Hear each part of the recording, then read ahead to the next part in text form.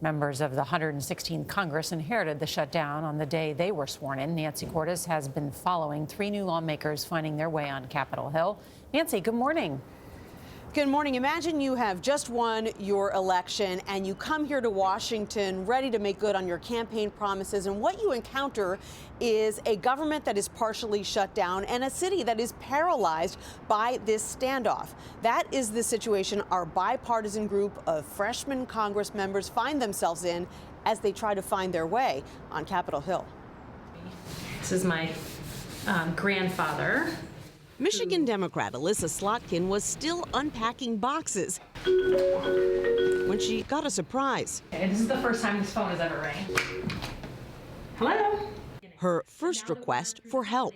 They do have a responsibility to tell you clearly and in writing what your status is. And it was a woman from Brighton, Michigan, in my district saying, I work for the census. I don't know if I'm furloughed or not. I don't know if I'll be repaid or not.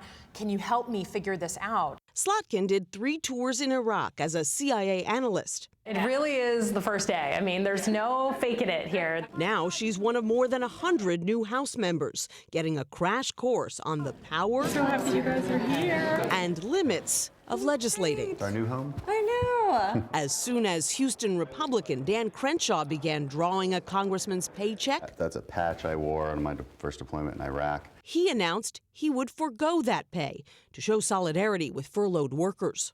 The worst thing in the world is to have that insecurity and to have that uncertainty. We followed Slotkin, Crenshaw, and New Mexico Democrat Deb Haaland for the past month as they prepared for their new roles in divided government. This is kind of a cool picture. For Haaland, that meant packing up half her home in Albuquerque Do you have glasses of your own somewhere?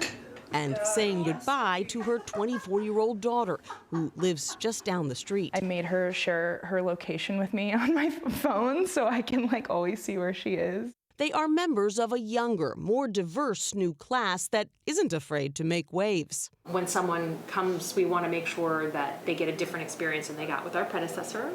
Slotkin's first official act, Slotkin, present. withholding her vote for the new speaker, a fellow Democrat, Nancy Pelosi. You have to hear what people in your district are saying, and I got a very loud and clear signal from people across the aisle that they wanted new leadership. Even before he was sworn in, Crenshaw, a former Navy SEAL who lost an eye in Afghanistan, wrote an op-ed urging the White House to keep troops in Syria.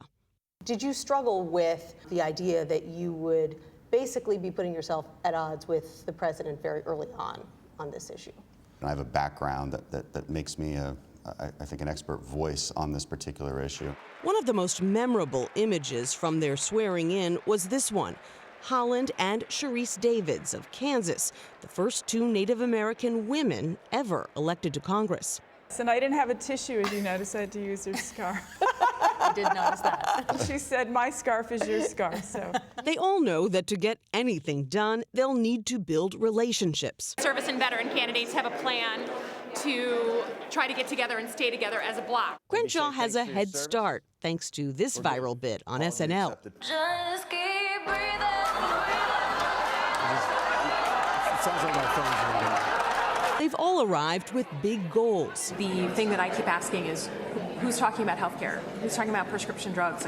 What's the plan? When are we getting to this stuff? But there's one issue hanging over everything. And right now, we need to be talking about opening the government. Right, I mean, everything is sort of frozen. Yeah. Right? We need to open the Until- government. There are real people hurting right now in our country.